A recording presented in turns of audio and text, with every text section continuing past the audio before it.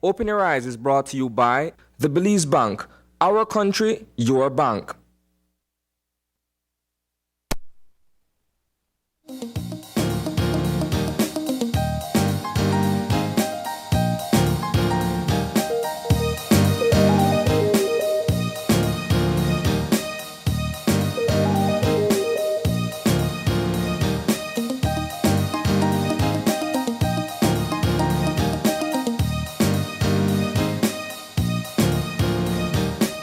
Good morning and welcome to Open Your Eyes. Start your morning right. I'm Sabrina Daly. And I'm Isani Keitano. And thank you for joining us. Good morning, Isani. How are you doing this morning? I'm good. Nice weather outside. I know, it's quite nippy outside. This was one of those mornings, again, when I got up and I said, wait, let me check the temperature. It's unusually chilly. But we did get promised from the National Meteorological Service that on Tuesday morning, I believe they said that last week, they said on Tuesday we should be expecting a cold front. And so said, so done. Well, I'm always a bit skeptical and hesitant when it comes to cold fronts, only because they usually come with rains. Yeah. And I don't know that I want any rain in February. But you know, I don't know that I need any rain in February. I feel like the last cold front we got, it didn't really come with showers, at least not to my memory. The showers came before the front. Quite a while before, yeah. But yes, regardless, I'll take it with what it comes. I know that we have been experiencing some hot temperatures last year. I think record temperatures last year as it relates to heat. So this time around, I'll take the temperatures. I'll take the cooler ones, even if it comes with some showers. I'll take it, Isani. Well, truthfully, we don't have a choice, right? Yeah, I know. I can't send it back, right? But yes, moving into our What's Buzzing conversations, there's quite a few conversations we are set to touch on, including the fact that yesterday we mentioned, Isani, that on Tuesdays and Thursdays will be a different show setup that we will be providing to you guys since we are in the municipal election season. On Tuesdays and Thursdays, we will be providing you exclusive coverage and exclusive interviews with mayoral candidates. So today, as promised, we are starting with PG, Punta Gorda. And with that, we will be providing coverage, or interviews, I should say, with the two mayoral candidates, both the UDP and PUP candidates, set to throw their hand in the ring and see if they will become mayor on March 6th. So, one thing that I wanted to bring up, Isani, and perhaps we should start on a local level. Last night in the newscast, we were able to speak with the Commissioner of Police, Chester Williams. Yeah. And as you would know, we've been covering some crime stories since the year has started. But quite interestingly, a lot of them have taken place outside of the Belize City area, in the Belize District or rural communities, we should say. So that was a question that was posed to the Commissioner of Police, asking, are we seeing a shift where violent crimes are now moving outside of the urban Belize City region and into rural areas? The general issue, Sab, is one of citizen security, right? Where persons need to feel safe wherever they are.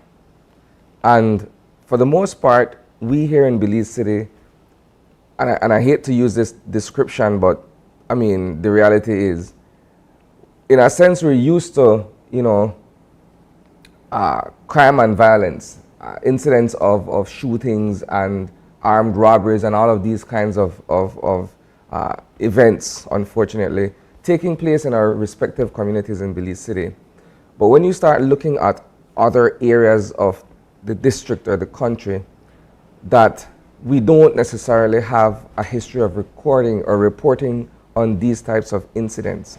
Take, for example, Willows Bank. Yes. Right? You don't ever hear of someone getting butchered to death in a quiet community such as that. Take, for instance, in Biscayne a few days ago.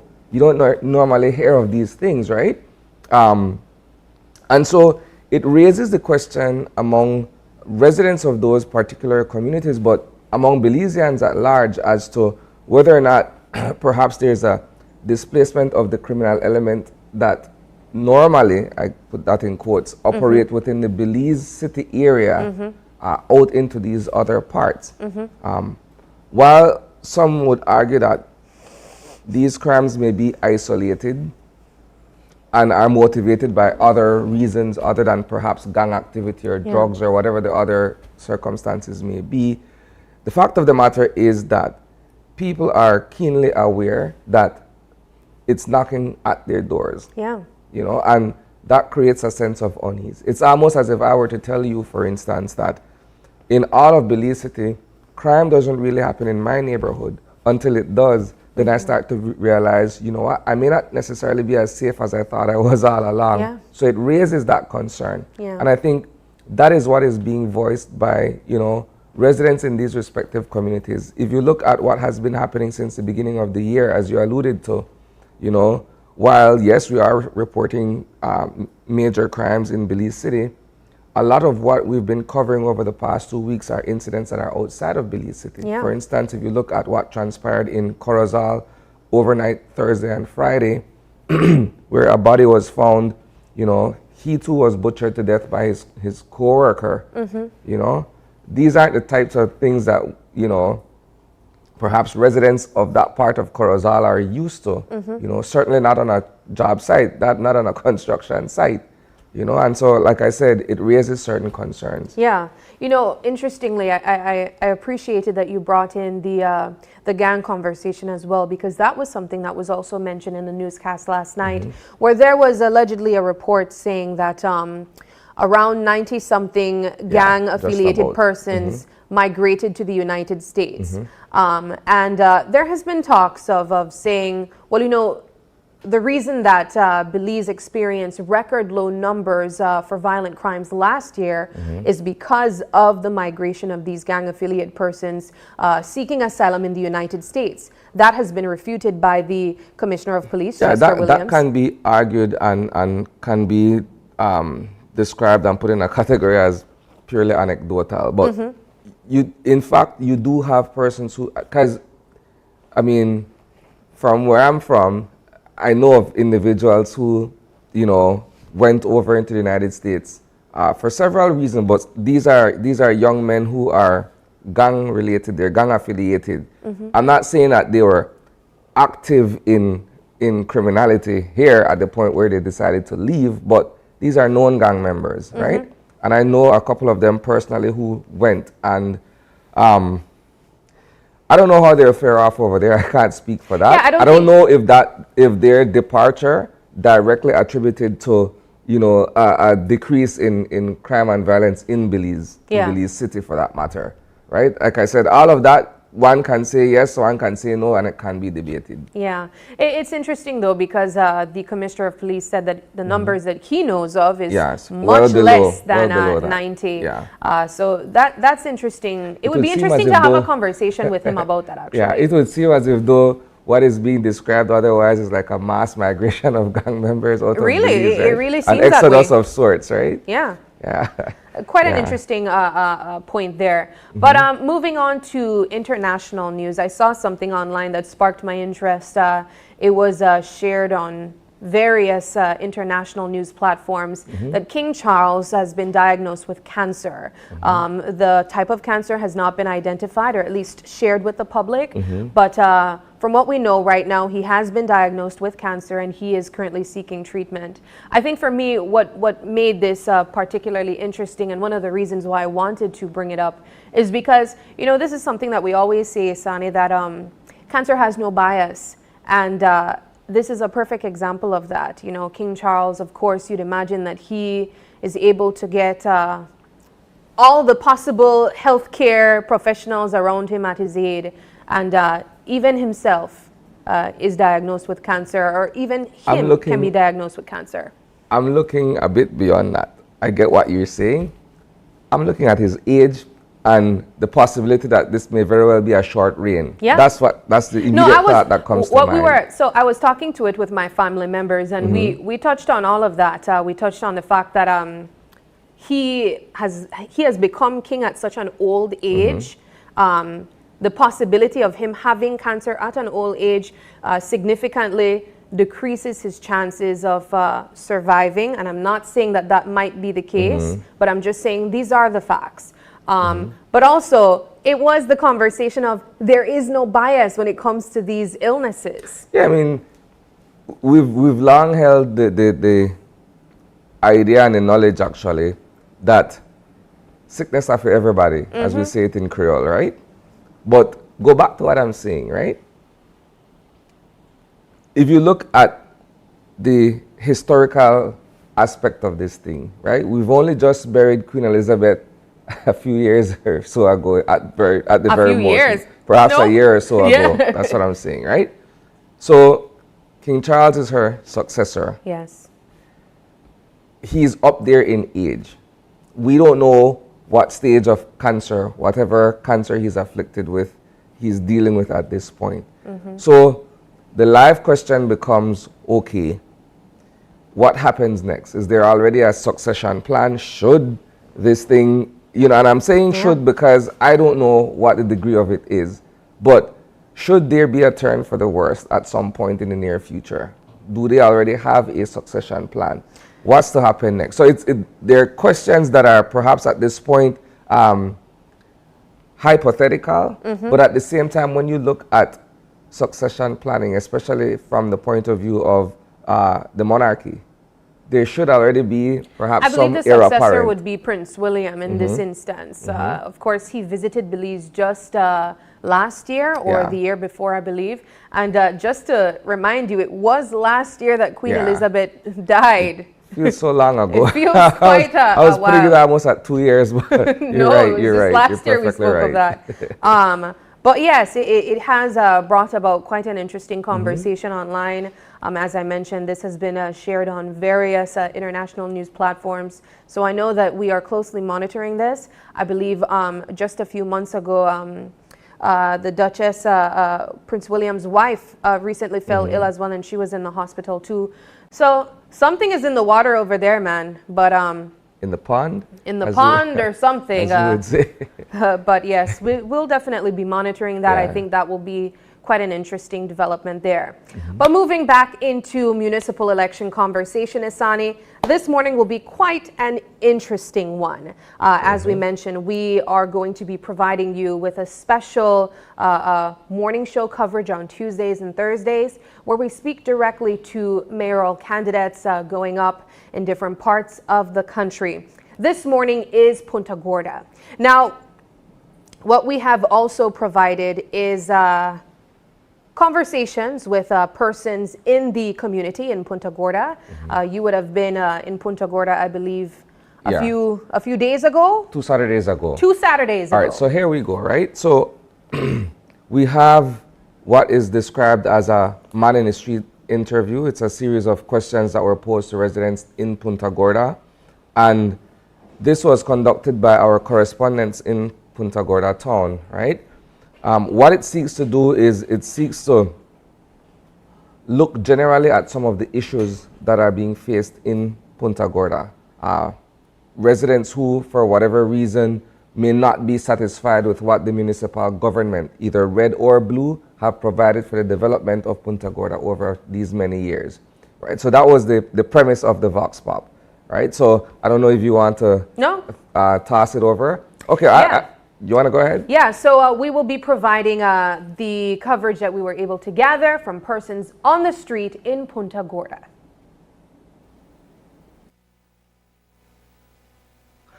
Could you please explain to us how do you feel the current government is taking care of PG? Do you think they are taking care of PG? Not at all. How? Well, program remain the same. I travel the whole country, and the only place I get dust out, they have PG. No paved street, everything alone dust. Dust out. What improvement of PG? I don't see none. This man I ride down by that bridge, by Jotela there. Have it now. When I say the foundation, that bridge, they got a leaf 12-inch pipe. What do they do there? Huh? They leave pass walk. They take no Hanover bridge, they carry the car. We don't got no two-way bridge. Why never bring it there? In terms of infrastructure, do you see any infrastructural development here in PG? None. None. From the time I get in, I don't see none. Yeah, man. The other day I got back at my nephew, son Jam, and I walked back. There's graders working on streets. Do you think the current government is looking after the well-being of Punta Gorda town? Well, like I said before, it depends on what aspect of the people you're talking about. I think when it comes to individuals, I believe they are doing their best.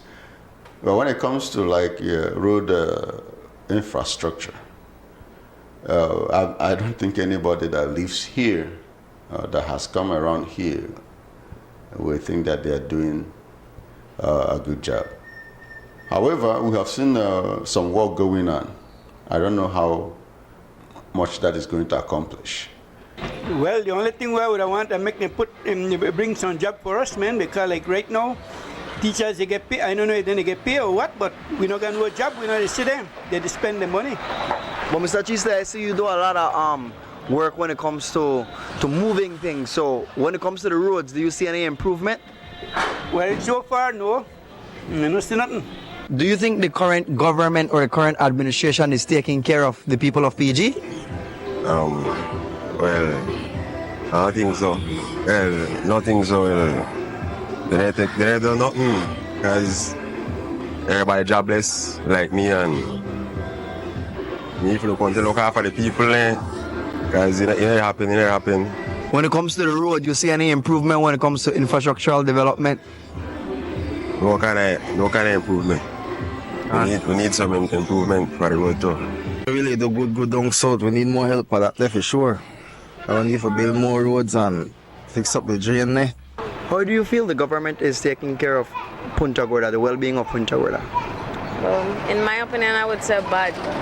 And treat well for PG, then they do bad, then they do really bad. When it comes to infrastructure, you see anything developing at PG over the past couple of years? Honestly, no. My thing is, right? I live here. It's my tongue.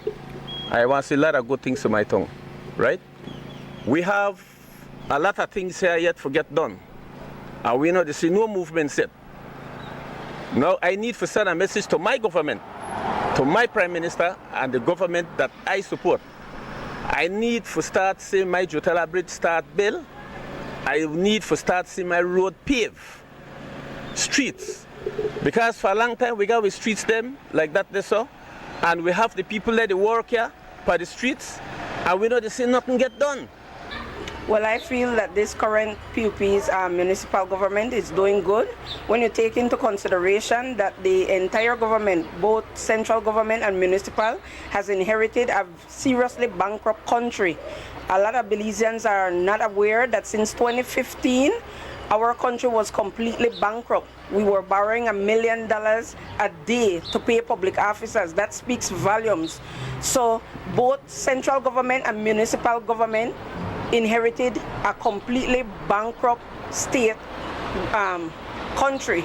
So there's just so much you can do with little resources. So the first 2 years for central government and municipal government, they were pretty much spending those first 2 years just paying debts. We just have to be realistic and we just have to be very honest with ourselves. And when we assess the government, we have to be very honest. All right. That was the voice of the people in Punta Gorda. And quite interestingly, Isani, we were able to get responses, a universal feedback from these persons in Punta Gorda on both sides, what they think of the current administration and also what they're thinking of the options that they have as well. Mm-hmm. So, Toledo District, including Punta Gorda Town as the municipality, has long been described in a sense as the forgotten part of the country. And when you listen to the responses of these individuals that were interviewed, certainly feel it that gives way.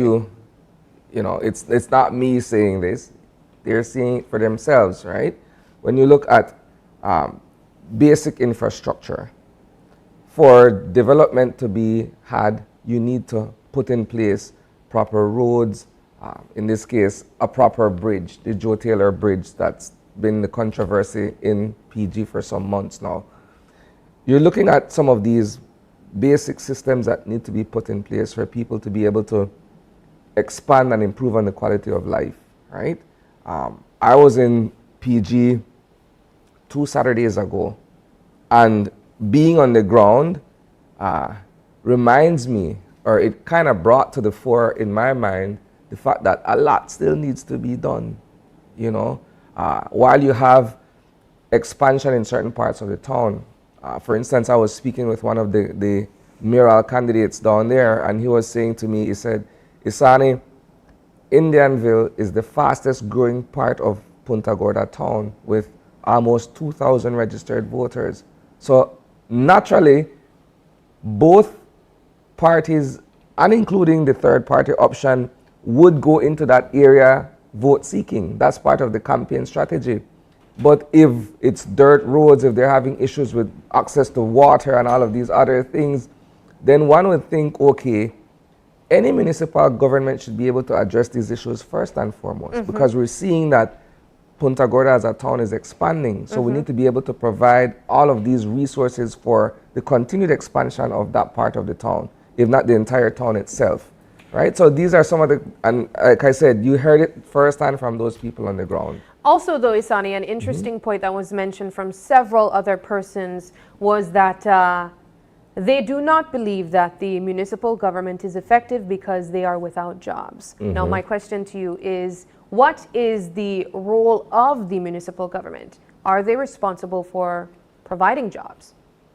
Well, I think first and foremost, jobs are more often than not driven by the private sector, right? In Punta Gorda, you're across saying? the country, across the board, right? You'd find that you'd have more persons who are employed in the private sector than they are in the public sector. And so if you look at a small town like Punta Gorda, for instance, right? Perhaps the town board or the town council should facilitate certain jobs to be created or what have you. But I don't know that, you know, the town board could provide jobs for everybody, because what will they be doing? What would be the revenue generated for these people to be paid, right? But those are questions that are better suited for the mayoral candidates when that time comes, but it's a legitimate question nonetheless. If persons are raising concerns about employment, then that is a serious issue for them, whoever goes into office, for them to be able to address. Because you're looking at a situation where the South, by and large, is looked at as a depressed economy. So that's a legit question to put to them. And we will be asking these questions and much more in the coming segments. But we got to move into our weather update. And of course, our weather is provided by the National Meteorological Service. Air weather prevails and will support variably cloudy skies today and tonight with little or no rain. This trend will continue Wednesday and Wednesday night. Winds today along the coast and over the open seas will blow from the west and northwest at 15 to 25 knots, and seas will be rough. A small craft warning is in effect, and small crafts are advised to stay in safe harbor. High tides will occur at 8:26 this morning and 6:51 tonight. Low tides follow at 12:24 this afternoon and 2:44 tomorrow morning. Temperatures this afternoon will peak at 68 Fahrenheit up in the Maya Mountains and 77 elsewhere. The moon will set at 2:29 this afternoon and the sun at 5:50 this evening. In the sargassum forecast, there is a medium chance of more sargassum mats affecting local beaches during the next few days. And that's the latest from the Belize Weather Bureau. Do have a pleasant day. All right, that was your weather update from the National Meteorological Service. Moving now into our show lineup this morning. Quite an interesting show we have set up here. First off, as we've been mentioning, election is almost here, and we are gearing up for the big day by getting to know the mayoral candidates. Each Tuesday and Thursday, as we mentioned, for the month of February, Open Your Eyes will be hosting each mayor on the show to chat about their plans for the upcoming election. Now, I quickly want to give you the outline of what we will be providing this morning. Each mayoral candidate will be given an exact amount of time. In this case, this morning, it will be 25 minutes each. Each mayoral candidate will be given 25 minutes, and each mayoral candidate will be asked the same questions. However, we do want to have you know that these mayoral candidates, depending on their answers, they may be given follow-up questions, but this is to ensure that they are given the same opportunity to answer the same questions and they do not feel that they have been biased.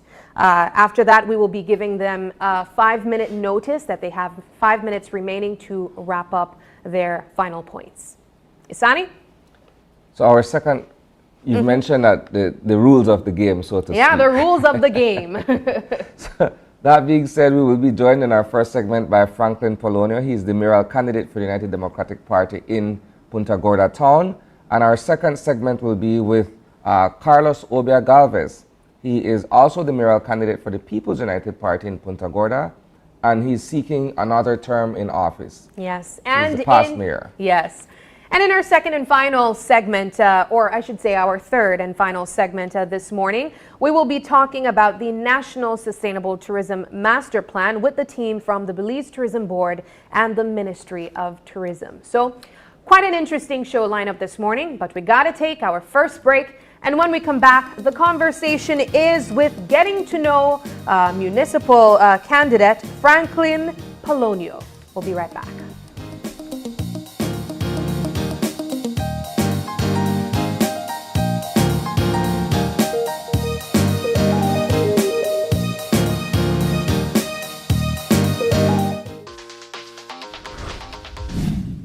I'm connected. Yo. I'm connected. We're connected. Create the perfect broadband bundle that fits your style with Smart Connect. With the Junior Bundle, get 50% off your national calls and up to 6 gigabytes of data at no extra cost. Get postpaid added for an additional cost of only $25 with the Prime Bundle. Stay connected with unlimited smart-to-smart calls plus 6,300 megabytes of data and free international minutes. For the family, pay $28.13 more and get the Binge Watchers bundle with Netflix. This bundle gives you 4 profiles with unlimited streaming on multiple devices. Visit a showroom near you to sign up and personalize your own bundle combination with Smart Connect. Smart, bringing people together. Design Depot, your all-in-one destination for transforming your living spaces. Explore the world of GE with our selection of cutting-edge appliances for functional, convenient, and modern living. Find solutions for every paint project, from home to industrial, with our extensive selection of Sherwin-Williams paints and coatings. Safeguard your home with the durability of our weather-resistant windows and doors. Elevate your kitchen and bath with the timeless elegance of Kohler sinks and faucets. Transform your space with our constantly refreshed tile inventory, always embracing the latest tile trends. Design Depot, your source for innovation, inspiration, and impeccable design. Design Depot, all in one place.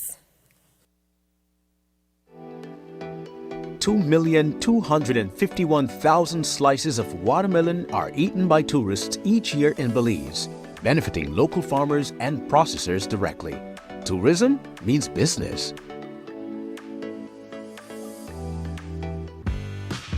After a rough week of school, Jake and his friends decide to treat themselves to frozen coffee.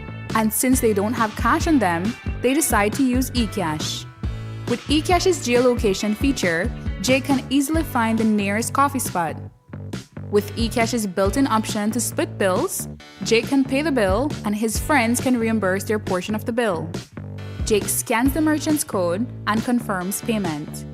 Jake then views his transaction history and taps on the transaction recently made, then taps the Split the Bill button where he selects the Evenly option to evenly split the bill. The application splits the bill automatically. His friends receive and accept the request. Geolocation and splitting the bill via eCash makes Jake enjoy his digital lifestyle. Are you looking for low-cost television advertising? Have we got a deal for you? Advertise on Channel 5's Daily Classifieds. Channel 5's Daily Classifieds is one of the most effective methods for introducing yourself and your business to the community. Use our Daily Classifieds to recruit employees, promote specials, promote your products or services, promote a business opportunity, increase traffic to your website, and advertise items you have for sale. Let us help you to save valuable time and money. Call us today at 280-0013 or visit us at our offices on Coney Drive to discuss how we can help your business grow affordably. Channel 5's Daily Classifieds. Advertise today.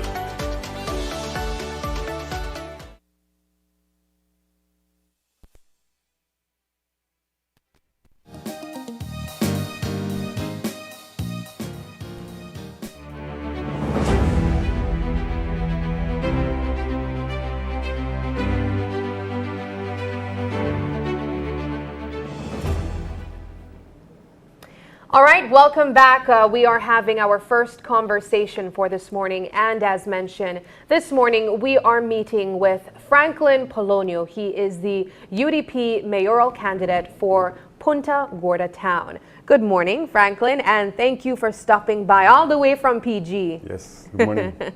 Good morning. All right, let's get started with an introduction of who you are and why you wanted to be mayor for Punta Gorda. All right. Again, good morning to you. Good morning, Sani. I just want to say good morning to Belize and, of course, to my beautiful people of Punta Gorda. Yes. All right. By the way, my name is Franklin Polonio, you know. I have a great list here, so I don't want to make mistakes, so I have to make sure that I, get them correctly. But anyways, my name is Franklin Polonio. Of course, I am a son of the soil, I have lived in PG all my life. My life has been built around service. All right. Of course, I grew up in an extended family with my grandmother, and of course, those values were instilled in me. Who am I? I'm a career educator, I should say. I taught 5 years at the primary school level, and I also taught about 14 years at the secondary level and 5 years at the tertiary level. Yep. I was deputy mayor twice under 2 successive mayors. That time it was under Fern Gutierrez and under Mayor Ashton Mackenzie. That was 2015 to 2016 and also 2018 to 2019. I have held the portfolios of youth, sports, traffic and cemetery. Under youth portfolio, I connected well, of course, with the population, youth population. I used to actually through big tournaments that bring the community together. Also, as a past deputy mayor, I have had the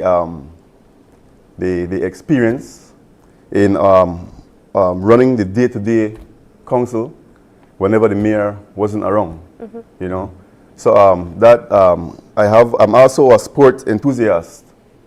I love the game of football. I also played basketball for a short time. And of course, I was a semi-professional football player for about 18 years.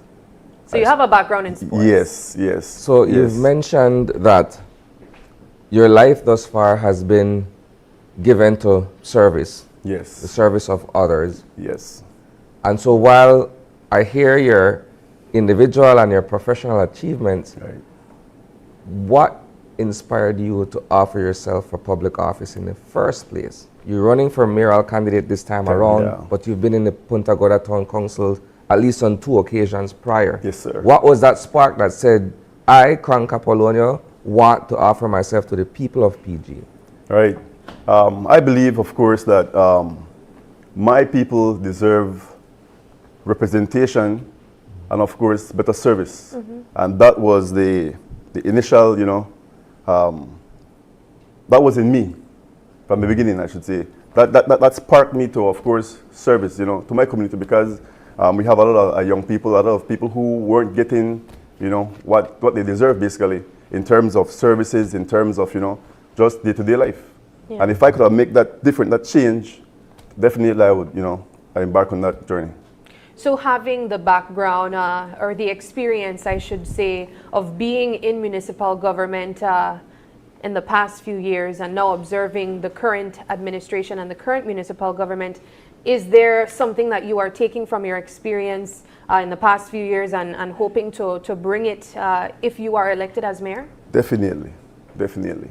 That, of course, like I said, it's the proper representation and the service of the people, and of course, the love and the giving back and the caring for your community, basically. You have an extensive background in education, and I would assume that association, that love for education associates you with young people. Yes. And you've also worked in that when you were a part of municipal government. Right. Aside from that, you're interested in sports. What would you say is your campaign or your platform, I should say, if you are elected as mayor? Okay, I must say that my platform is one of positivity, I must say. For a while now, in Belize, we have used to the mudslinging and the negative campaign. I would say that my platform would be, of course, dealing with the issues, the current issues, the one that, the problems at hand, and of course, trying to solve them and see how we could get together and fix them, basically. What are the problems that you have observed in Punta Gorda? All right. The couple problems. One is, of course, unity. All right. Unity is one. The tongue right now doesn't trust, basically, leaders in a whole because of the past, administration. One, of course. Another one is problem will be the streets of Punta Gorda. The infrastructure is really not where it's supposed to be. Another one is, of course, self-sustenance. PG, for some reason, time after time. Let's separate the 2 points that you just raised there. Okay. First of all, however, one could argue that you've taken 2 bites off of the political cherry, right? You've been in 2 successive UDP administrations, right. But people in Punta Gorda are still saying, man, they treat me rough. It doesn't matter if it's red or blue. You raise the idea of the streets, right? We've seen the streets in Punta Gorda. Right. They're in dire need of repair. Right. And successive administrations have come and gone, both aligned with central government, and still nothing seems to get done. Question is, why would a voter cast a ballot in your favor, notwithstanding the points that I've just raised? All right. I just want to say too, before that, when I was there, we cemented 2 streets under the UDP, actually. Infrastructure was the best, basically, And why should they give me that break again? This time, I was a councillor and deputy mayor back then. What I did was that I was able to vote, and try to come to consensus to do projects. Now I'll be at the helm, in leadership, My drive is different from other mayors. They did well, but my drive is different. I'm a person who go out and get, I don't stop. I go and get what is deserved. I'm a pusher, I must say. I'm very resourceful. Yeah. Not to take away anything from other mayors, but I think it's 2 different individuals, Yeah. I love that you pointed out that you are indeed resourceful, because that is one of the questions that we do want to ask both mayoral candidates. In terms of financing, we know across the board that is a challenge of municipal government. How are you going to generate the resources needed to put these projects together, as you mentioned? In your case, what is your plan? All right. First of all, as it relates to finance, we must have a budget, a budget that is a responsible budget, I should say, one that is very efficient, and of course, spending the taxpayers' dollars where it should go, basically. The next one is, of course, through proposal writing. I'm not sure if you guys are aware, but right now, that was one of my strengths, actually. I'm an English major, actually. I, have a bachelor's degree in English. And under the previous administration, I was key in securing a compactor truck, a dump truck, and a traffic truck with lights on it, And that was equated to at least over $400 and something thousand. And of course, myself, I wrote a proposal along with Plenty, Mr. Price. He's basically, right now he's in the States.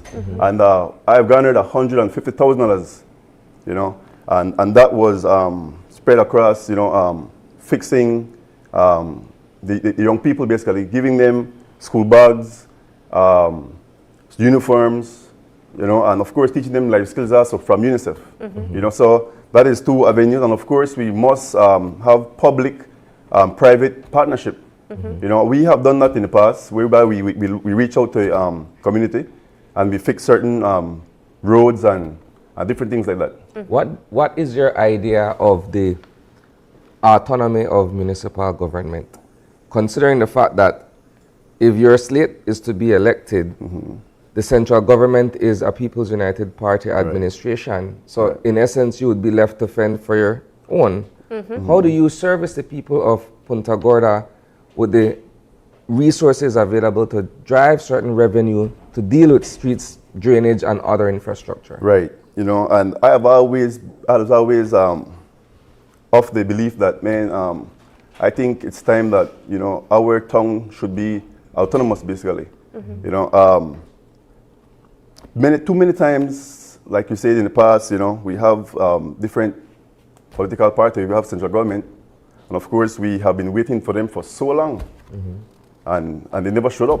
In the case of right now, the last 3 years, they're just showing up now because the election is close. We all know that. But how I plan to get the infrastructure, right now there's a lot of money out there. Yeah. When it comes to climate resilience, we need climate resilience, street, drains, and so on. So that's how I plan to, along with my team, plan to go and, of course, get funds. Because we cannot continue to depend on central government. We become independent, we become dependent. As a result, it cripples us and we can't even do nothing, we were able to provide coverage just before this segment began of responses of persons in Punta Gorda and what they feel are the challenges there, things that they feel that both municipal government and the general government should indeed do for the people. And I was asking Isani, what is the role of municipal government? Because a lot of persons in Punta Gorda are saying, we need jobs. Is that something that you believe that you can help the people of Punta Gorda to provide? Yes, certainly. Certainly. That is one, I should say, sore, in our town for years. Lack of opportunities, and of course, one way we plan to do that, of course, the town council is responsible for the economics in PG. I should say part of it, When it comes to selling of the food, local entrepreneurs, we plan to, of course, work with them and try to help them basically grow. One thing that we plan to do is that to bring a help desk as it relates to the entrepreneurs. A lot of time the town council takes money from these people, but no sort of training whatsoever. And of course, right now, you look at the BPOs. Right now, you find a lot of individuals from Punta Gorda moving out to come to Belmopan, come to Dangria, Belize City. Yeah. And of course, these people, they outsource. Right now you have a lot of people in Punta Gorda working from online also. Why can't we go and get, one of those in Punta Gorda? They're everywhere, except PG. So I, have that drive to lobby, to fight for whatever the people need. And what has long been an issue in Punta Gorda is exactly what you're describing, brain drain, a local brain drain. Yes. Because people are educated, but they want economic opportunities. If the local or central government don't facilitate these opportunities, then naturally people will migrate to other parts of the country to find jobs and so on. In that context, when you look at what is taking place in other parts of the country, you've mentioned the boom of the BPO sector. What would your administration do to be able to attract one of these large companies down there and provide the kinds of jobs that people coming out of UB or from any other institution down south to want to work, to want to stay in Punta Gorda and work? Right, like I said, Isani, you know, it has to do with lobbying.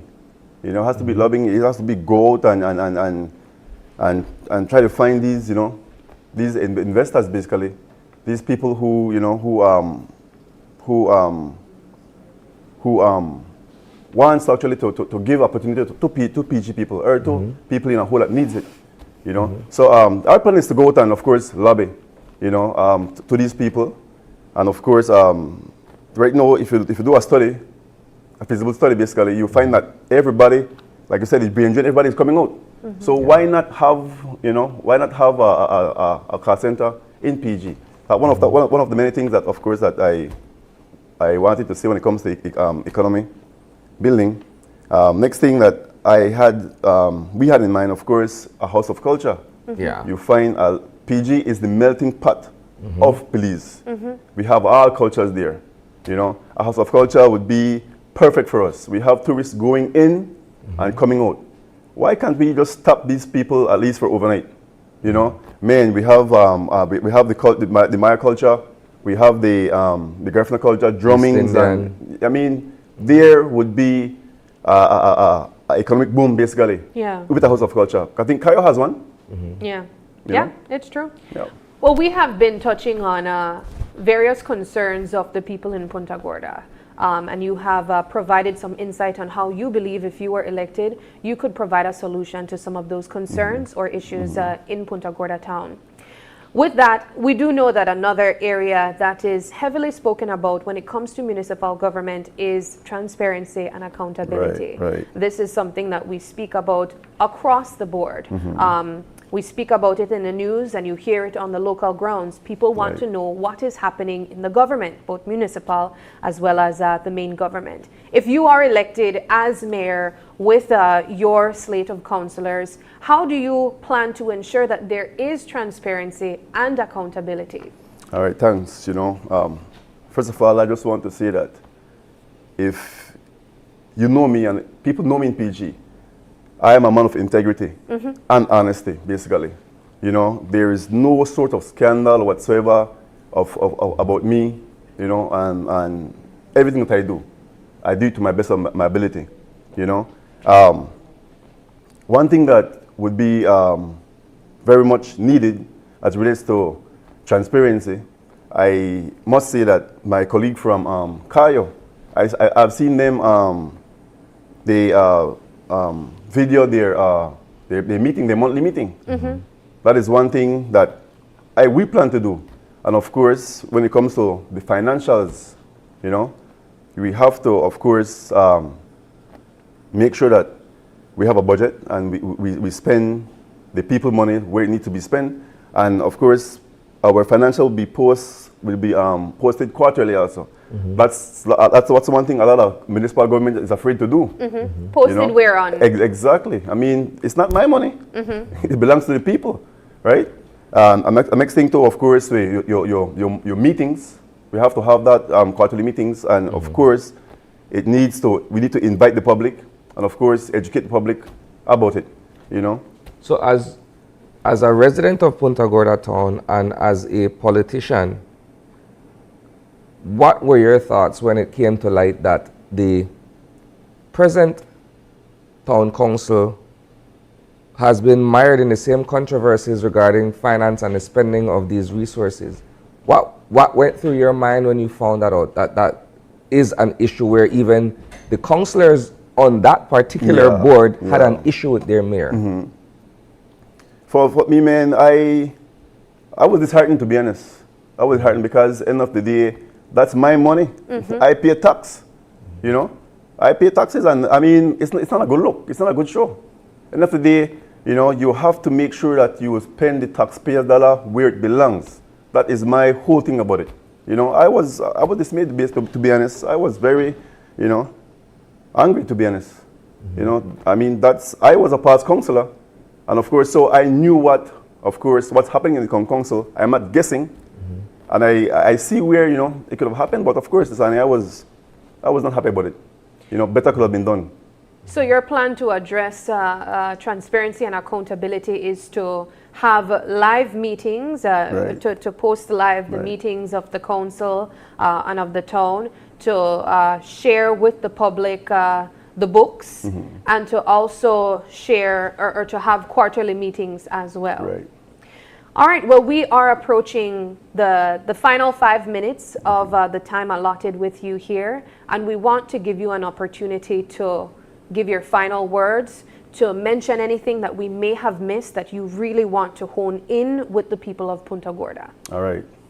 Thank you. Of course, I cannot leave here without telling you why my team and I deserve this opportunity. I have a team that is diverse. You know, to represent me, you have to look like me, basically. It will be better representation. For my team, I have, of course, a diverse slate. I have a person, Selenicus, all right? She is an individual who was a part of the community before politics. In fact, all my councillors are part of the community before politics. She is into elderly, and of course, the library and the young people in her neighborhood. We have Carl Cabral, who is a DJ. He does the entertainment and tourism. We have Kevin Chuck. Of course, he works along with the youth also and utilities, you know. We have Mr. Victor Jacobs. He is also involved in the community through fishing, through tourism. We also have Cathy Burns, a female who also is involved in football, in sports with the women. Right? And I have Jeremy Lambert, of course. He's also a member of football team. He does with sports and youth. He has his own academy, basically.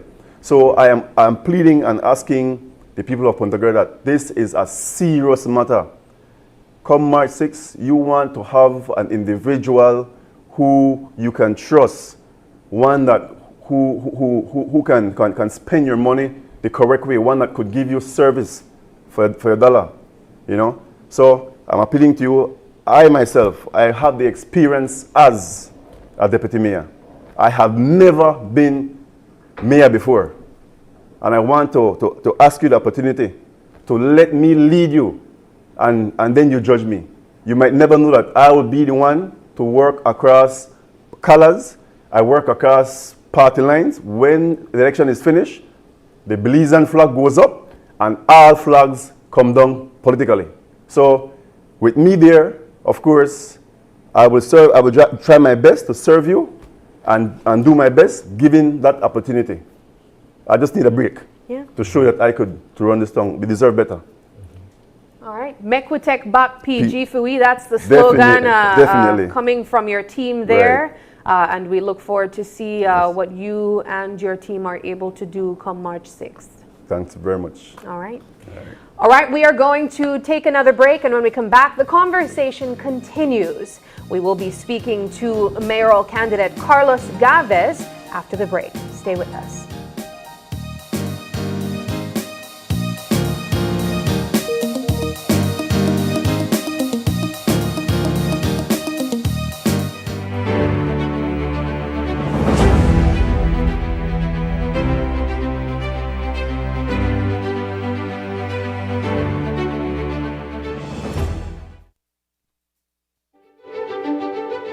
Technology is ubiquitous, and it's transforming how, when, and where we work. Fulltech Systems is placing award-winning devices in the hands of information workers, allowing them to work without compromise in a world without wires, to innovate, create, and to maximize productivity anytime, anywhere. satisfying the needs of the desk-centric remote and field worker and every other worker in between. We are providing the industry's best devices to businesses going through the process of digital transformation. Partner with us today to provide the solutions that will allow your employees to work effectively and efficiently to enhance your customers' experience.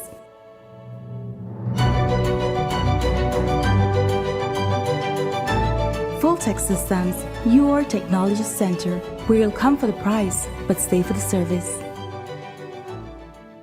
So what have they been doing for 3 years? Point to me one project that they have done in San Pedro. Yeah, boy.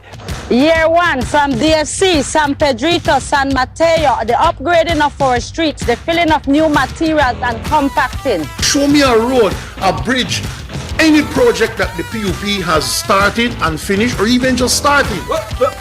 Here I come. We started and completed a brand new bridge for our lovely people of La Isla Bonita. Nice. Nothing. That's the problem. Stop it. Get some help. By year 2, we're already buying new trucks to make it easier for our sanitation workers. We're starting by equipment and buying more equipment to upgrade the street for our people. Paving it forward began in year 2 and it continues every day. Because they have done nothing in the 3 years. They have done nothing.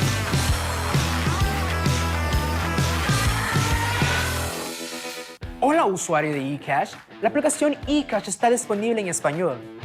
Cambiar el idioma de tu aplicación de eCash de inglés a español es rápido y sencillo. Déjame mostrarte cómo se hace. Primero, abre tu aplicación eCash. Introduce tu PIN.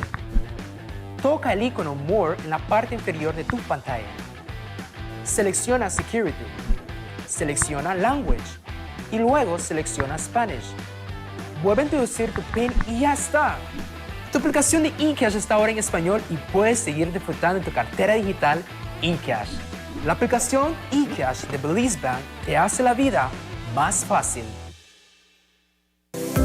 Let's take a journey through the core functions of the Social Security Board. It all starts with registering as an insured person, employer, or self-employed individual. Sign up for a portal account to manage your Social Security information online. Just provide accurate information and click Create. This will give you access to a range of services and benefits. Next, your contribution, along with investments and other income, are collected and distributed into 3 funds. This ensures that the SSB fund is securely utilized to support various benefit programs. The SSB is committed to providing essential benefits such as sickness, maternity, injury, and pension. These benefits are paid out to eligible individuals as a part of the Social Security coverage. We help you navigate through life's challenges with financial security. Annual surplus accumulates to grow the fund each year. This surplus is invested into various industries, contributing to the growth and development of our nation. With each passing year, the fund continues to grow due to the annual surplus and interest revenue earned from prudent investments. This surplus, along with reserves, helps to bolster the SSB fund and provide a safety net for those in need. We've arrived at the end of our journey to better understanding how the SSB works. We remain committed to serving you and building a secure future for all Belizeans.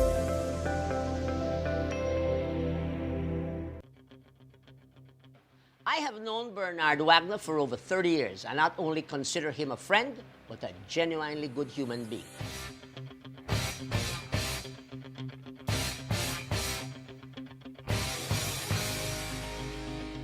We go way back to the early 1990s during the heyday of semi-pro basketball.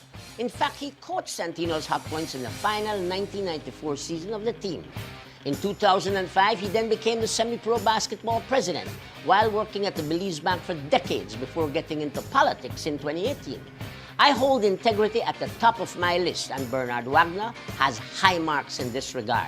In fact, in my humble opinion, Mayor Wagner has been the best mayor Belize City has ever had, especially how he carried us through COVID when collections were at their lowest.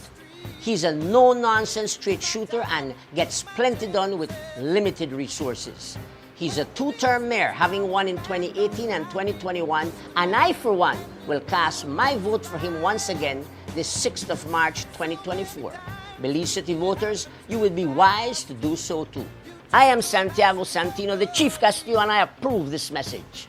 Don't lose your grip on the dreams of the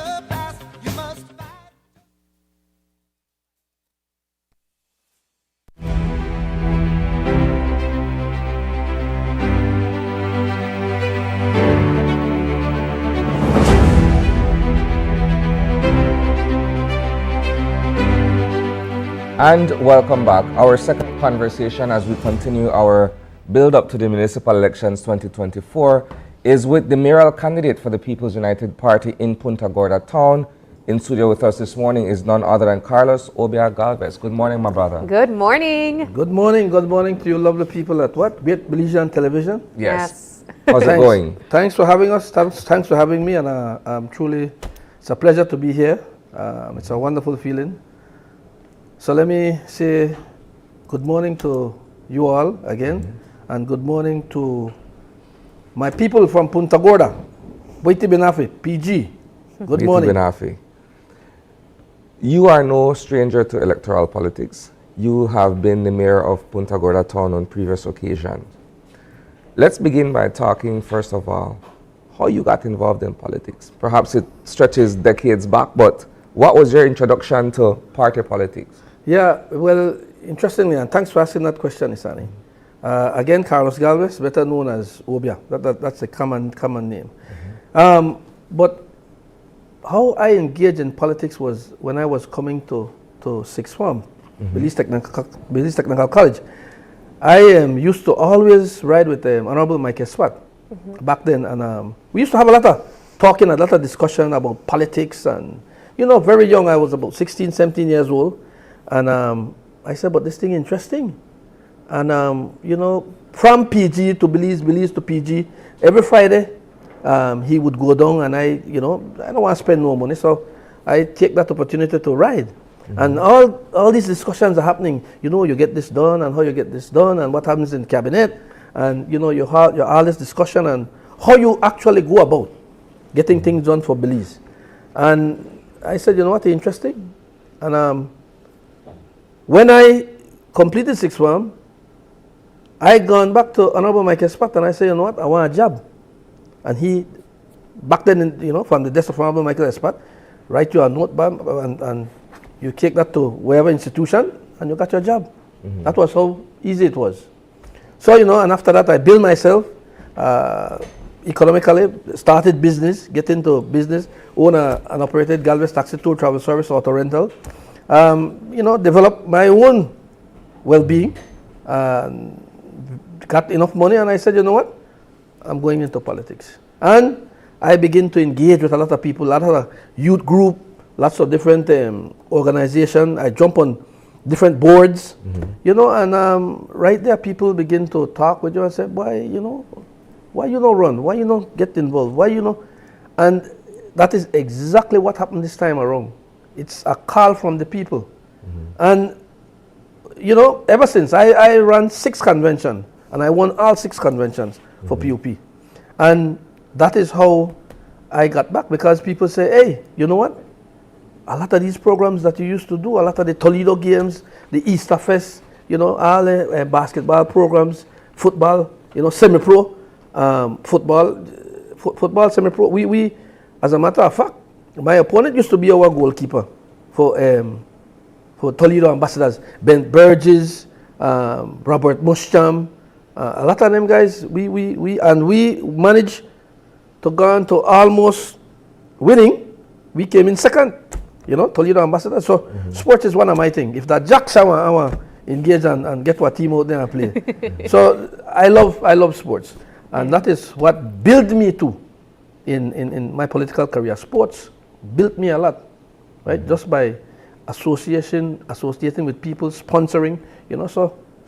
I'm happy to be back. I had a convention, 22nd of October. Four candidates ran. I managed to, again, come on top, thanks to the people, thanks to the voters. And it's a process where you reunite, you engage, you bring everybody together back to the table, the drawing board, and we move forward. How do you move forward with a particular platform to get your message out there? Well, you see, what we do is that we engage. Right now, I have engaged all the candidates that run with me, right? And everybody's on board. I think the thing with it is that you will find out that if you don't go back to these candidates that offer themselves, you will have animosity. So right now, the mayor, and I'm proud of the mayor, Charles Salgado. I mean, that past administration has done so much, but it's how they promote what they do, right? They haven't been talked about it. They haven't talked about it. They have bought machinery equipments, grader, roller, you know, and that's a platform that is set. Trying to ensure that the residents get what they rightfully deserve. So the basic service of grading your streets, right, cleaning your drain, picking up garbage, you know, they have managed to spend, I believe it's over $200,000 or $250,000 in just buying machine equipment. So that's a good start. I am going to add to that now to ensure that, you know, that we advance, we elevate, you know. So he had bought some machinery equipment. We are going to do the same. And let me stick up in there for a second. You've mentioned that you're proud of the achievements of the incumbent mayor in Punta Gorda town, but his time in office has been mired in controversy. It's a situation where his own councillors seem to have started a mutiny against him over transparency and the use of public funds. Yeah, you see, again, a lot of these things should have been talked about, should have been ironed out. You know, knowing your role and responsibility as a councillor, mayor, everybody have a responsibility. Everybody should know their role and responsibility. I think countrywide, we have to ensure that at the local level, that everybody engaged in politics understand what is their role and responsibility. That's a major thing. You know, you're dealing with taxpayers' money. But I think if they had sit down, discussed properly, iron out these issues, a lot of it wouldn't have surfaced. You have to, it's a team, you know. This is not a one-man show, right? This is a team. A lot of these mayors, right, believe that you can operate independently. It's not a meeting. It's a we thing. So you are saying that a lot of the controversy and issues that took place was because of lack of communication. Exactly, it's a lack of communication. And I'm just putting this out there. It's a lack of communication. On my own ego. Could partially be, but a lot of it is communication. If I don't tell you what I'm doing and you see something, the last thing you want to do is that you go out in the public and you can't defend your council because you're a part of it. You were elected just like the mayor. So you have to dialogue, and it's majority. If you call a meeting and you have quorum is 4 out of 7. In Billy City, 7, right? If you have quorum and those people don't attend meeting, a resolution is passed. Obviously, that resolution has to come prior, right, within a given time frame. But if resolutions are passed, you have quorum. That's all. Let's go back a bit here. You've been mayor of Punta Gorda town for several years, perhaps over a decade or more ago, right? From then to now, it would seem to me that the cry of the people remains the same. We need better infrastructure, right? We ran a series of interviews with the man in the street earlier before we commenced this part of our show, and they too are clamoring for the same thing. Now, one would say that these are basic infrastructure that we're asking for. We're not asking them to build a skyscraper and call it a public building. We're asking for proper roads and drains. Why hasn't this been the case, considering the fact that you under a previous PUP administration had that opportunity to make that change? Successive UDP administrations came behind that, and we're back at a PUP administration and still. Man, I love you. You put it right in perspective. Right in perspective. The bottom line is that you ought to be able to lobby. If you don't, one of the most important things is to own your own equipments. So the second thing, if you don't have your own equipments, right, then you lobby. My strength, what I bring to this table is experience. You're not going to reinvent the wheel. I know exactly how it works. So if you lobby, there's Ministry of Infrastructure, and right now, currently, I am leading the way for my team. We have meeting with Honorable Julius, and he's very helpful, and MIDH CEO Victor Espat. You got to be able to lobby with these institutions, these departments, these ministries. Right? Honorable Francis Fonseca, he's a close friend of mine, and right now we're helping a lot of students with tuition grants and school assistance. Sixth Form, JANS, UWI, UB, all these institutions. But you ought to be able to lobby. You come to Belmopan, you meet these ministers, they head their ministry, you sit with them, you talk with them, you tell them from the onset, what is your plan? 2.5 years ago, I began campaigning to run, And I sat with Honorable Francis Fonseca and a couple other ministers as we took office, and I tell them, listen, this is my plan. How can you help me? And this is what these ministers want to see, right? Economic development, the CEO, Osman Martinez. I've been talking to him already. We sit down and you plan. You put together a manifesto, yes, but you don't put things in a manifesto that is not achievable. You put things that are easy to access and get done. You don't decorate a manifesto and say you're going to do things that it's impossible. You come back later on and you have a report card 3 years after and you look, what have I accomplished? Fail.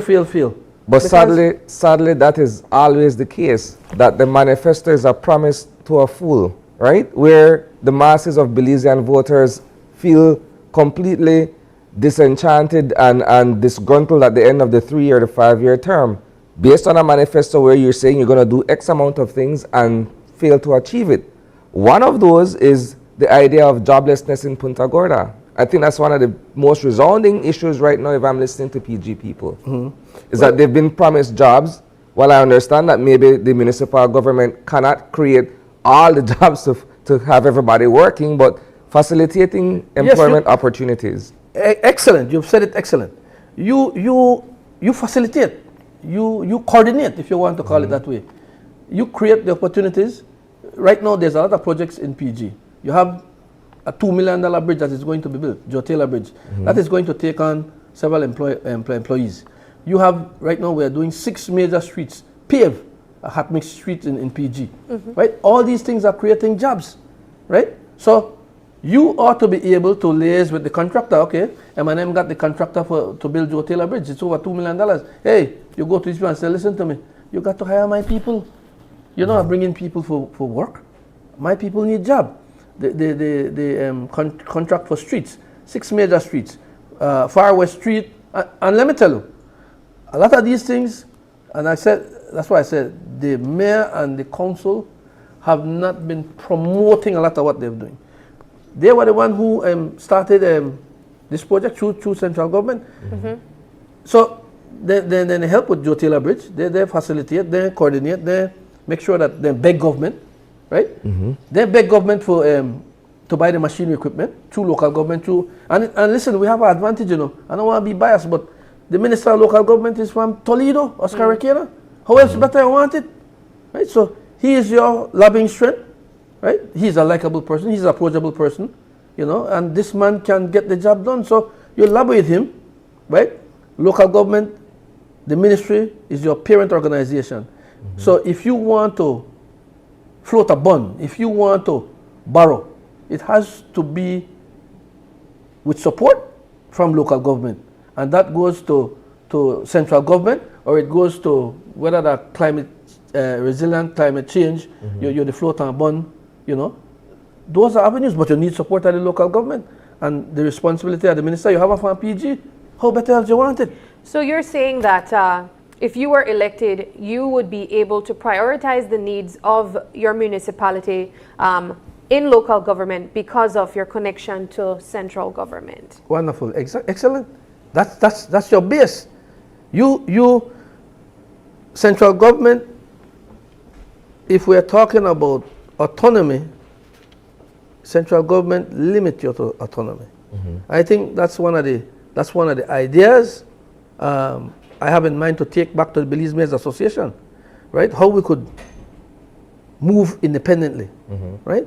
But having a central government of your same party is a big plus.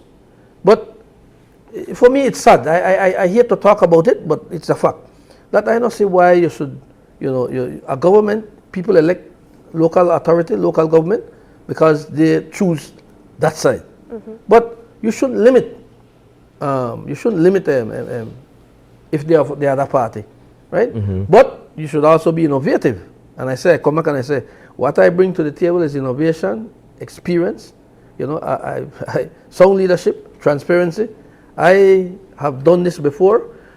I will ensure that my colleagues, it's a team. You have to get everybody on board, have everybody understand this is the agenda.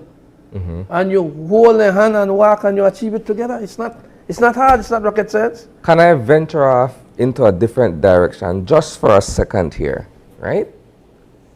You talk about autonomy and the fact that for far too long we've seen local government so heavily dependent on central government to get basic things done.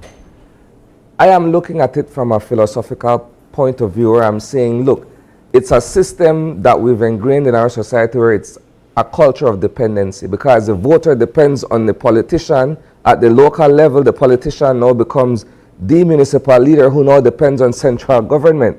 So in essence, we're perpetuating the same cycle of dependency. So how do we break away from that and say, we are autonomous, we do things independently on behalf of the people who voted for us? Well, you got to find your own money, Sonny. You got to find your own money. And finding your own money is not hard. Finding your own money is being innovative. There are a lot of funding out there, like I said, on the climate change. You have your property tax, right? You, for example, I've been studying 2020. First of all, property tax must be paid within a 5-year time frame.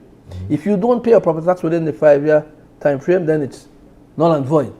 So your responsibility is to ensure that you collect the property tax within that 5-year period, right? So you use your property tax as the base, right, of borrowing money, right, to execute a bond, right, and that will allow you to carry out your infrastructural projects, whether the streets, sidewalk, drain. But I've been studying 2020 to current. You have at least like 2,273 properties, people owing, right? So that equivalent to probably like about maybe $1.5 million thereabout, right? So you use an agent, you collect that money, you set up your bond, and you pay a low interest rate. You set out your priorities. This is what I want to do with the money. I want to maybe pave 2 streets, maybe build a park, whatever you outline the project. And you, the donors, this loan, they won't give you that money, a lump sum, and say, Sita, carry out your project. It's earmarked for a park, it's earmarked for streets, drains. You will have to do and spend that money on that exact project that you estimated for. And then you pay back your low interest rate, what, 2%, 3%? It's not difficult.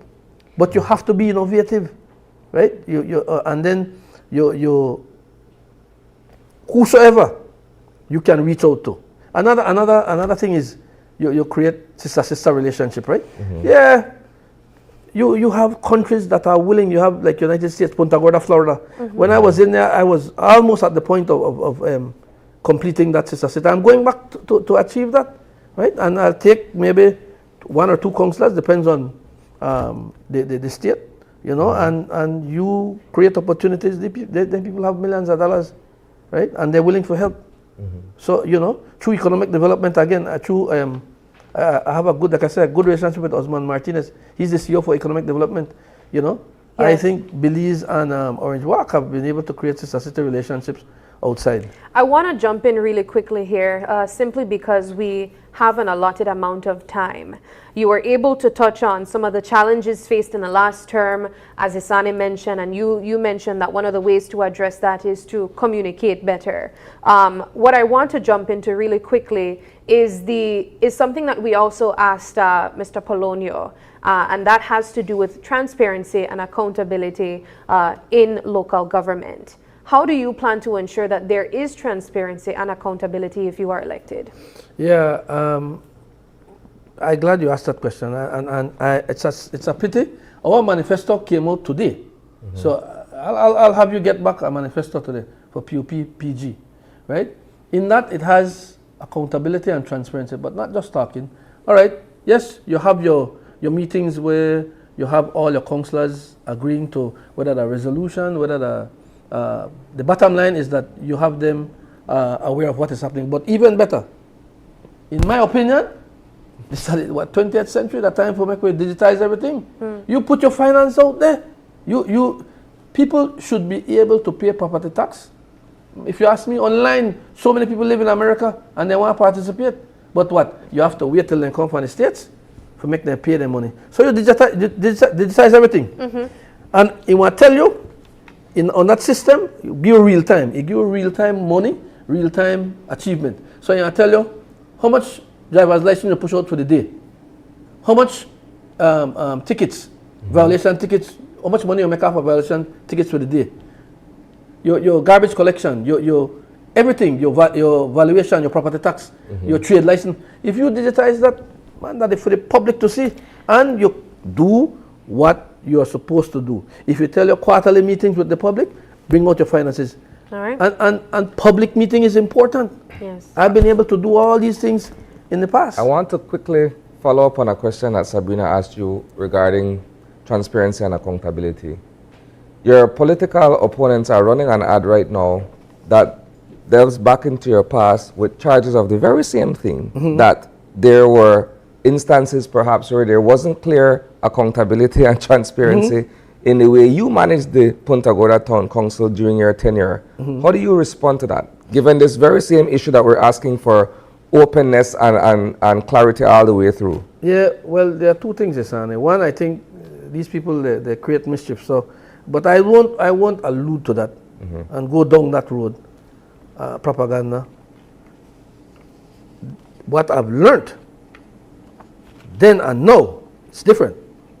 So the experience, I'll charge it to a bit of experience, right? I've learned over that period of time to know to do things differently, to do things better.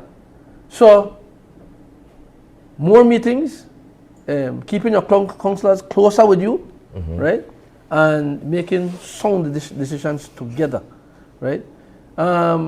You will always have those who might not agree, but if you, like I said, you have a quorum, you ensure that there is 4 out of 7, you make sure that everybody, they are present out of the 4 or 7, agree in consensus, sign whatever needs to be signed, document it, and it becomes a part of file, right? But I think a lot of it is to educate each and every individual. I think the government owes it. The individual running owes it to themselves. You ought to be familiar with what you're engaging with, right? So the onus is on those who are offering themselves, because you're supposed to know that town council act in the palm of your hands, back and front, right? And there are to be training, workshop, seminars. So I'll go back and say what I said, the experience I have now, and then I'll put that to work and ensure that every step of the way, my councillors, my colleagues, they are informed and they are with support of whatever idea we decide to put out.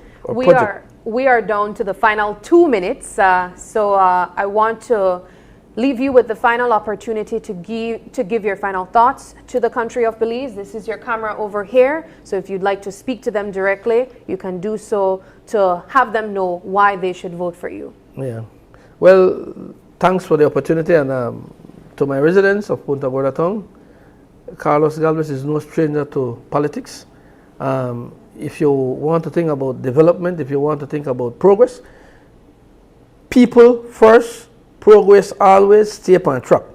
So if we talk about going back to our Easter Fest, where a lot of people come to PG and enjoy it, you want some of that, you want to vote for Carlos Galvez and his team. Basketball tournaments, if you want the exciting basketball tournaments with all the niceness and the good that comes with it, you will vote for Carlos Galvez and his team. If you're talking about infrastructure development, you have a $2 million bridge going in. You have 6 paved streets initially, we're starting off with. you will vote for Carlos Galvez and the PUP team. We have the support of a central government, and there is no room for failing. So you want development, you want progress, then you should vote for a PUP 7. I plead, I humble, I beg, I ask for the support. Come March 6, vote for Carlos Galvez and his entire slate, People's United Party. Thank you very much. All right. Thank you so much for stopping by this morning, Carlos. We appreciated the conversation, and I'm hoping that you were able to get through to your people. Thanks. Thanks for this audience. Thanks for the opportunity to Channel 5. And let's keep up the good work and call me back anytime. I'm more than willing to come back again, and we'll do it all over. All right. All right, we are going to take another break. When we come back, the conversation is about the National Sustainable Tourism Master Plan. Stay with us. We'll be right back.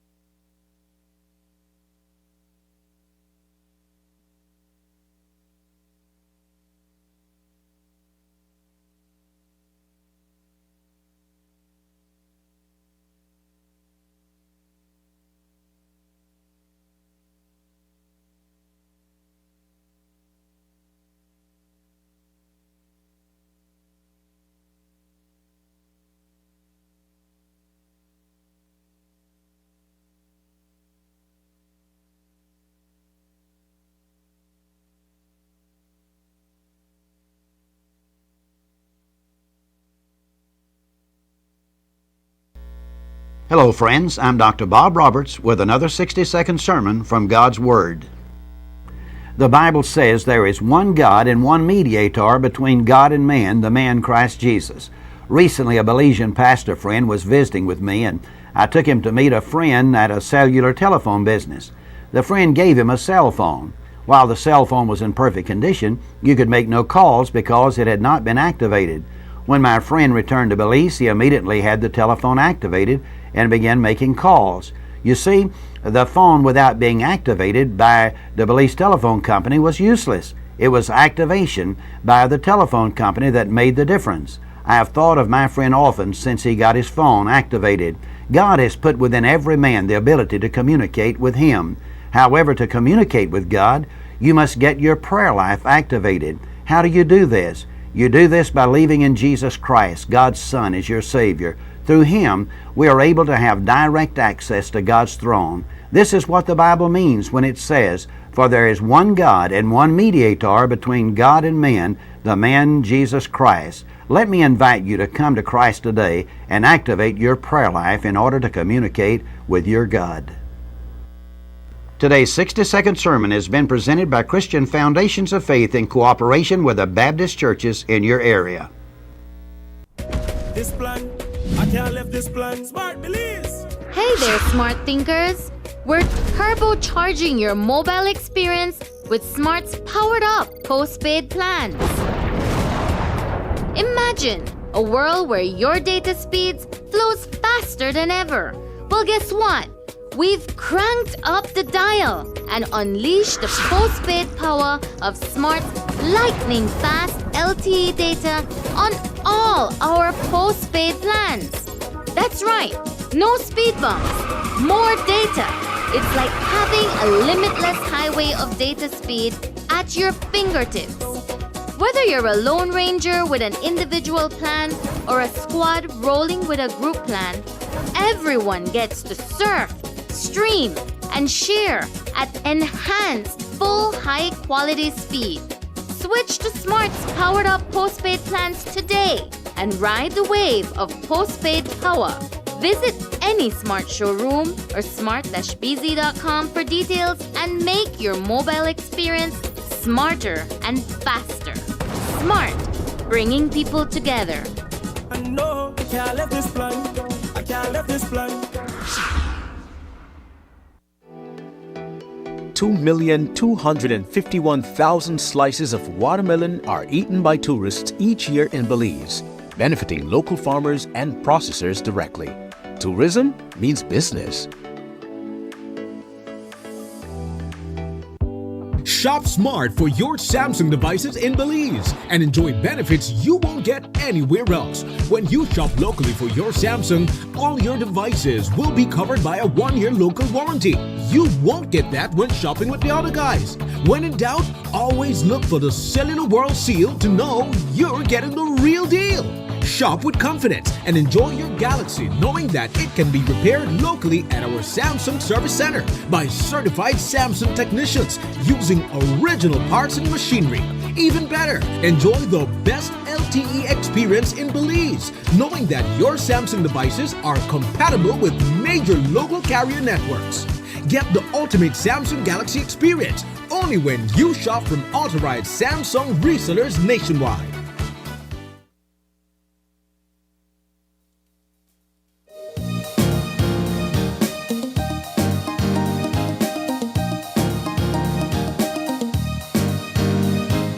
All right, welcome back. We are having our final conversation for this morning, and it's all about the National Sustainable Tourism Master Plan. We have here with us quite some big dogs, I'll say, very important people. We have here with us Evan Tillett. He is the Director of Tourism with the Belize Tourism Board. Also in the middle is Nicole Solano, and she is the Chief Executive Officer with the Ministry of Tourism and Diaspora Relations. And to her left is Abil Castaneda, and he is the Chief Tourism Officer with the Ministry of Tourism and Diaspora Relations. Guys, good morning and welcome. Thank you so much for stopping by. All right. Let's get into the talk of the master plan. I know that this is quite an interesting conversation we are set to have. Let's talk about the overall preparation of this master plan. Thanks for having us on Channel 5. And we've been talking about the National Sustainable Tourism Master Plan. And today we'll talk a little bit about the vision for tourism and where we're going, the long-term vision, and short, medium, and long-term actions that we need to take for development in Belize for tourism. So that's basically what the plan is. It's a 20-year plan that was launched in 2010. So what we did over the last year is actually an update to the plan, looking at where we are and the effects after COVID, and just seeing what the present day circumstances are, the relevant things related to that, and how the plan needed to be updated. What stood out to me coming out of this revised master plan, if I can describe it as such, is the involvement of all stakeholders in tourism at various, if not all levels. I think it bodes well to be able to have the small man have a voice in terms of how the master plan takes shape, including the persons who are at the top that are driving the policy. Let's talk about that in terms of being able to get everybody on board to have this master plan be put together in the manner in which it has. Okay. Well, if I may, the process started back in 2022. We realized that the current master plan is definitely a good roadmap in terms of how we want to grow tourism, but there were some things that were not present. For instance, climate change, COVID, the visitor trends had changed, looking at the competitiveness as a destination. So we had to look at all those things. The process in 2022, it started, we actually hired or contracted the University of Belize along with the University of Melbourne to look at it. So this is a homegrown approach to doing the updates to the master plan. It involved a lot of stakeholder consultation, site visits to the destination to see exactly, what are the issues, how we need to address those issues. And so I think having the stakeholder meetings, we basically went through the entire tourism value chain in terms of getting to the end product, which is now ready and we're launching. Yeah. So I want to touch a bit on some of the stakeholder involvements and their input in the conversation. What were the feedback from them? Well, we did some national consultations virtually and in person as well. And when we went into it, we didn't really know what would have been the response after COVID, since COVID was such an important shock to the industry. But surprisingly, and I think very interestingly, the response we got back is, one, the path that we set forth in 2010, 2011, as CEO mentioned in the original Sustainable Tourism Master Plan, was still very much the vision. It was still very much the call and the path that our industry wanted to take: sustainability, conservation, and all of that. And so what we needed to do then is to see where, what are some of the elements that we kind of are missing out or maybe weak on, and climate change was a huge one.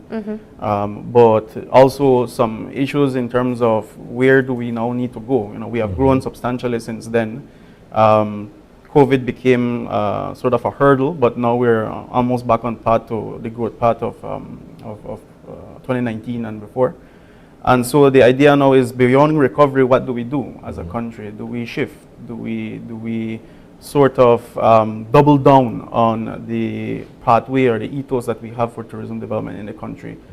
And overall, I think the agreement was that the vision and the pathway should remain, but we do need to make some little tweaks. So one of the tweaks that came around is that if we begin to consider and look at what tourism really is in Belize, it has really transitioned into more of an eco-adventure type of product. Right? Before we were talking about ecotourism specifically, but those things evolve as we go. Yeah. The other thing we also realize is that there are other new market trends that need to be considered. The whole shared economy, for instance, the Airbnbs and the VRBOs and all of that. That's another important element that was looked at. And then also to look at how we will manage tourism moving forward. Tourism governance has always been something that has been done at the national level, right? And that support comes from the national level through the ministry and the BTB. But as we grow as an industry, what we're beginning to realize is that we also need to build the capacity at the destination level for municipal governments and all of that. So that's a huge also area that came about. And why it came about? Because we begin to see some of the challenges that we face when we don't have that level of influence or impact at the destination level. So we go to some of our destinations and we find that there is some issues with like traffic congestion and issues with too dense of developments and that type of thing. So those are just sort of symptoms that we need to do a little bit more looking into the future. To structure ourselves so that the administration and the management of tourism is something a little bit more comprehensive. So the S in the master plan is sustainability, but I think the overarching objective is to be able to attract more visitors to Belize. So how do we do this in a sustainable manner? These two seemingly opposing factors, because the more traffic we get, the more things get a bit unsustainable if you look at it from that perspective. How do we plan to achieve this? Well, the very definition of sustainability, right, includes the involvement of communities. So the benefits to communities would be one of the underlying factors, the economic benefits, being able to ensure the viability and the preservation of the environment and of culture, right, and community. So the economic benefits must be matched against what the potential effects would be. And that's why with our plans, we have to keep the communities at the forefront. Everything that Abil mentioned just now is perfectly on point, but I do want to just stress on that importance of the collaboration and the communication with the communities. It's not something that we do only for this process, for the National Sustainable Tourism Master Plan development. but we do it year round. You know, it's important for us to continually get into the destinations only by being on the ground and being out in the destinations, talking to not only the stakeholders and the owners of the hotels and the tour operators and the restaurants and the, you know, all of the transportation companies. It's important for us to sit down with the conservation community, with the village councils, the town councils, and bring everybody to the table and find out what are the gaps, what are the challenges, what are the opportunities for the individual destinations, what are the needs of the communities. All of these things play into the action points that are identified in the plan and how we move forward, not only for this, but all of the activities that we do for tourism. If I may jump in. You asked how we marry them. In my opinion, we look at high value, low impact. So we don't want to be a mass tourism destination. We want to be, I would say, a niche or a boutique tourism destination where the visitor would pay more to come into our country. But at the same time, these visitors, they care about what's happening on the ground. They want to give back to the planet and that sort of thing. So that is the type of tourist that we're looking for. And using all of the other things that CEO and Abel spoke about underpins the path in terms of how we want to grow tourism, using that sustainable pin as the basis of how we move forward. I also look, coming out of COVID, a lot of things changed. A lot of things remain the same, but some things change as well. And one of the things that has been changing is that the visitor that's coming now, whether it be to Belize, to Mexico, wherever, we have noticed that the psyche has also evolved after COVID. A lot of them are looking more for sustainable products. They're looking for experiential products. They want to be immersed in culture. They want to not only go and stand in front of a Mayan site, for instance, but they want to be able to know what the living Mayas are doing right now. So these things have been evolving, so the market trends are sort of shifting in our favor as the type of destination that we are. And that is a good thing. Now, how do you capture that? How do you embrace that? Part of it has to do with the marketing strategies that we have had at the BTV, because everybody else around this region and our main competitors have the same opportunity in front of them. So it's very competitive right now. So you're seeing all of these new sort of innovative strategies that the BTB and our marketing partners have begun to, the whole thing with Times Square and all of that. That's because we understand now that as best as the tourist is kind of shifting towards the type of product that we have here in Belize, we also are in a very high competitive, even more so than before. I wanna use the opportunity to hone in on the cultural aspect of the master plan, and I love that you spoke about the experience that people are looking for, that the tourists are looking for, in terms of going into a community and seeing how certain cultures live. We just had Mr. Polonio, mayoral candidate for Punta Gorda here, and he was speaking about the cultural aspects of Punta Gorda that we sometimes overlook or forget.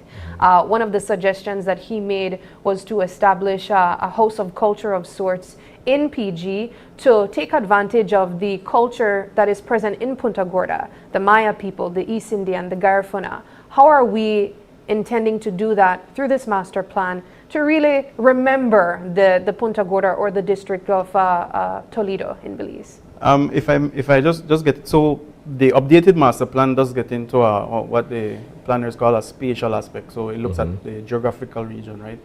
Not so much as specific locations as a host of culture. So what it recommends is that we look at, from a planning point of view, developing the corridors of experiences. And so the product in Punta Gorda, or in Toledo, I should say, is a wonderful product. Yes, there's much that needs to be developed, but Toledo, for me, is one of those areas that has everything that the rest of the country has. If you really think about it, they have archaeology, they have jungle, they have waterfalls, they have the sea, they have reef. They have everything. The product needs to be developed, and that will take some time. But what the update plan says is that use what you have right now. So what are your center points of attractions right now in Toledo? As an example, one of them, our archaeological sites, Lubantun, Nimlipunit. What is around them? The villages, living culture is there, and already there are products there that are, you have organic chocolate making, you have some homestays still there. So there's already something, but how do you create that connection then? with the tourists. The tourists are not necessarily yet coming to Toledo, but they're in Placencia. So how do you create that connection now with good infrastructure that you have and making a corridor that brings people into the area? So I think that's one way that it's a little bit of a larger scale concept of the Hosa culture. And the Hosa culture, by all means, is important because that's how we are able to express our different diversity and all of that. But what the master plan is now challenging us with is thinking bigger and seeing how we can create those logistical connections so that the markets can access. And that applies in all the destinations, all the key tourism destinations. So we have to look at what are the infrastructural needs in each of these destinations. How can we work along with like the Ministry of Infrastructure Development to ensure that roads are put in place that can have access to these sites. We have to look at what are the tourism infrastructure needs at the actual sites and develop new products so that we can have, you know, options for the guests. All of that is a part of what we're looking at, not only in Toledo, but countrywide. No? And sorry, if I may segue, just go right ahead. Another important thing that the plan speaks of is definitely zoning in terms of the development of tourism. For too long, it has gone pretty much unbridled. You see a hotel popping up here, a restaurant there, but it's not a guided development and it's not a zone process. And I think that is what the plan speaks of, that we need to move towards that to really make that leap from good to great in terms of our tourism product. How does the master plan address overnight tourism versus cruise tourism? Because when we look at tourism in Belize, those are the two primary driving forces, right? So how does the master plan take into consideration the fact that you do have perhaps a majority of persons who come for the overnight experience, but you also have ships that call to port in Belize for the day trips and so on? Well, that's an ongoing, you know, balance that we have to make. We see the overnight sector is clearly the sector within the tourism industry that contributes the lion's share for economic development. But there's a space for cruise, and we need to be able to accommodate that type of visitor as well. So the plan does speak to how and what is needed going forward to be able to address those. I will hand it over to Abil to talk about the specific actions. I mean, obviously, each of them require their own types of individual infrastructure. You talk about the need, of course, if you're talking about cruise port facilities, and that has been a big question and a big issue. If you look at the overnight sector, you're talking more about hotel investments. You know, larger hotels. We have our industry is based on small hotels, which is fine, and we'll continue to do that. But we do see that there is opportunity for some of the larger branded hotels as well. In parallel to this process for cruise tourism, in December we were here also to launch the cruise tourism policy update that we did. Again, we have been updating our policies because of that. Anytime you have a shock in the system, it's important for you to look where you are, where you're going, in case we need to shift. So that update to the cruise policy did go into detail as to, you know, what position does cruise take within the national environment, and how do we create this quote-unquote balance that needs to be established between cruise and overnight. But as you mentioned, look, the economic, the lion's share of, and when we talk economic, it goes into the social and goes into the environmental as well, because tourism is so significant within our fabric as Belize. You know, it's almost 50% of total GDP, and so that makes a situation where we have to find that balance. Because while overnight may bring in, let's say, 400, 500,000 people, you have cruise bringing in 1 million, 1, 2, 1, 5 or more. But the economic impact of both are different. And the economic significance of it is also different. Cruise tourism is a huge driver in specific areas of our country. Here in Belize City in particular, for instance, the buffer communities, Cayo and Orange Rock as well. In the south, you have Independence and Placencia, job creation and tours and attractions. So there is a significant sort of space that cruise tourism has evolved into over the years, and we cannot be blinded by that. So that's why we did this parallel situation and the master plan, however, is the overarching document, and I said the path towards tourism development, whether it be overnight or whether it be cruise, is still very much aligned to the sustainability principles. Sorry. No, I just wanted to, one very important point when you're talking about cruise and overnight as well, and I know Director has a lot of hands-on with the aviation development, because that is the foundation of the overnight sector, and just like you have, the cruise ships and the relationships that we have with the cruise lines, the relationship that we have with the airlines is equally important for overnight. Exactly. The easier you can make the connectivity to the destination, the more people will come. And so that has been one of the major push for us, and that is a part of the National Sustainable Tourism Master Plan in terms of its roadmap. So the plan is for a 20-year period, right? And we're not only focusing on cruise and overnight, but I'm seeing new products coming on stream, agro-tourism, medical tourism, and persons coming in by yacht as opposed to coming in by cruise ship. So how does the master plan speak to all of these other aspects of tourism? The original master plan had 6 products that it said Belize needed to concentrate, and that will continue. So you had your sun and beach, your nature, your culture, your leisure, your cruise, your nautical, and one I missed maybe. But the current update still says that those are our pillars of development. So nautical tourism, for instance, is a huge area of investment that we have right now on time and resources. In fact, in December, we had our first few mega yachts coming into the country, and trying to try out how that experience would be in Belize and where are the weaknesses and all of that. Yeah. We have recently, because of that, we have recently established a Marine Technical Committee that will be between the different agencies, BPA, to look at that sector a little bit more, because we do need to, as the sector grows, we need to establish regulations and standards that would guide it so that it can be responsibly developed. But also the updated master plan, because of the shifts in the market, also spoke about us putting a little bit more attention on things like culinary tourism, a little bit more attention on the orange economy and how that is integrated into tourism, so music, entertainment, and artisans and all of that. So that's kind of I wouldn't want to say it's a pivot, but it is an acceptance that there are market shifts that we need to be aware of, and that's why the strategy moving forward would be to look at those specific type of types of tourism, like you mentioned, agro-tourism and all that. But in order for that to be successful, we have to have the linkages with the other sectors. So you talked about agriculture.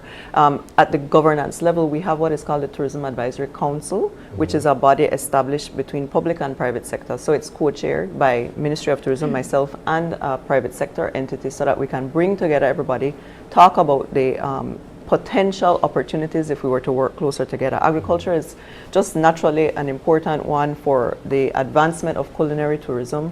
There's a lot of opportunity with homegrown products, farm to table. Not only taking the fresh produce and using that to use creativity to create dishes that are uniquely Belizean, but also agrotourism in the form of visiting farms, and a lot of people have interest to see where their food is grown and creating tours around that. So there's really a lot of opportunity there as well. All right. Well, we are just about out of time. I'll use this opportunity to ask if you guys have any last words. How can persons access the plan if they would like to read it as well? Well, the plan can be accessed on our websites, both the Ministry of Tourism and the Belize Tourism Board. And of course, you can contact us directly, and we will gladly send you a link or a copy of the plan. Before we leave, I would like to thank you guys for having us. And of course, we will keep you quite updated in terms of how we move forward the process in terms of implementing the plan. And one last thing I would like to say. For me, the whole issue of garbage and littering in our country is a huge problem. Yeah. It's a huge problem for tourism. What we market and when you get here, it's a different thing.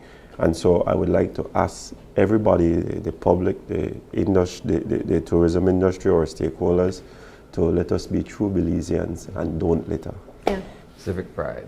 Yeah. That's where it starts, and there is sort of a result to all of this. So later this year in September, Belize will be the first country to host a World Sustainable Tourism Travel Awards here in Belize. So Belize will be the center of sustainability for the world, and what the master plan update speaks to is that we need to embrace more our environmental stewardship and conscious, and it starts with essentially what the director is saying. Garbage is becoming an issue not only for tourism, but I think it should be an issue for all Belizeans as well. Yeah. Yes. I do want to just say that we're doing a lot of work under the leadership of our Minister, the Honorable Anthony Mala. We have a large team, a lot of work being done. This year we have a lot of infrastructure projects, so we'll be coming back to talk about those. And the plan will be the guiding force and the vision behind that. So thank you for having us this morning to have a chance to talk about it. And thank you for stopping by as well. All right, we are going to take our final break, and when we come back, we wrap things up. Stay with us.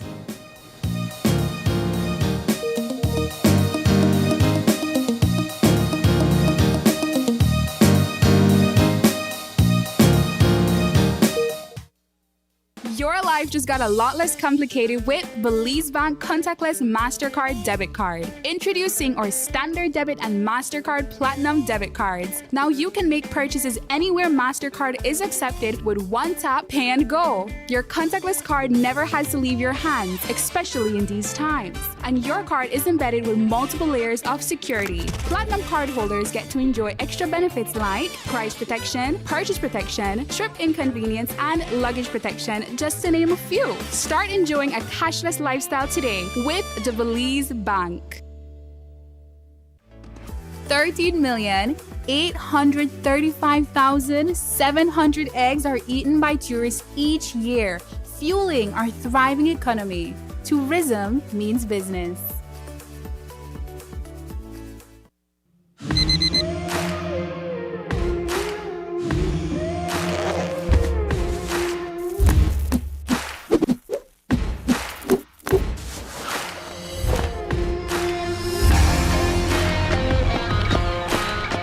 Today we're here shopping at B-Mart.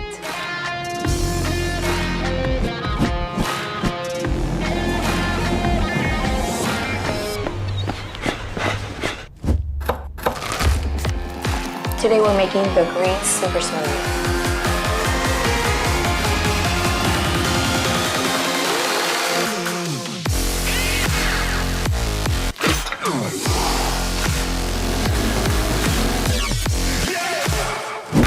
Let's get after it.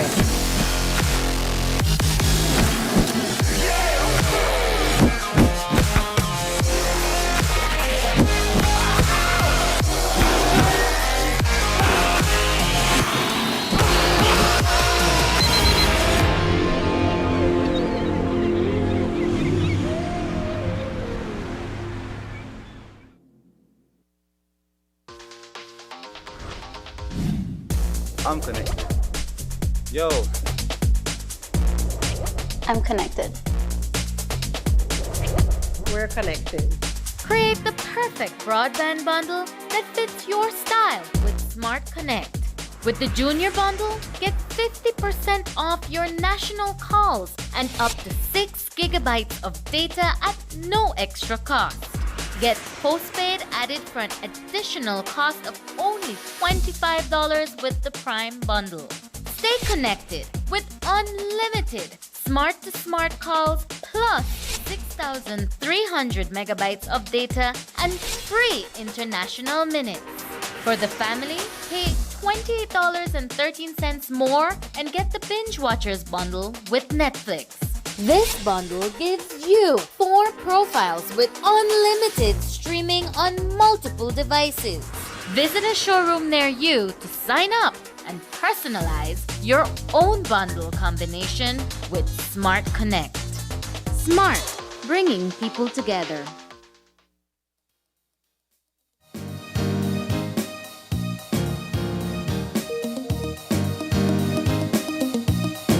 Welcome back, and thank you for sticking with us on this Tuesday morning. We had quite an interesting Tuesday, Isani, as we've been mentioning. For the month of February, on Tuesdays and Thursdays, we will be speaking with municipal mayoral candidates set to head to the polls this March. So we want to remind you that the next one will be on Thursday. And on Thursday, we will be meeting with the mayoral candidates for Dangriga. So the conversation continues. We also want to say thank you to our other guests that stopped by from the Ministry of Tourism, but a special thank you to our viewers for sticking with us on this Tuesday morning. It is February the 6th, and we have a birthday shout out. This is a special one. We want to say a very happy birthday to Carla Ayers Musa. She is a part of the Channel 5 family, and she's also a part of the BCVI family. So we want to say a very, very special happy birthday to you, Carla, from your friends, your family, and your Channel 5 family. And if anyone else is celebrating a birthday here on February 6th, we want to say a very special happy birthday to you as well. And if you'd like to give a birthday shout out, if you'd like to ask a question, or if you have comments or concerns, you can send us an email at oye@channel5belize.com. You can also catch us on Facebook at Open Your Eyes BZ, as well as Instagram at OYE Belize. Thanks so much for joining us, and please join us again tomorrow as you open your eyes to start your morning right. Until then, keep your eyes, your mind, and your hearts open. Have a wonderful Tuesday.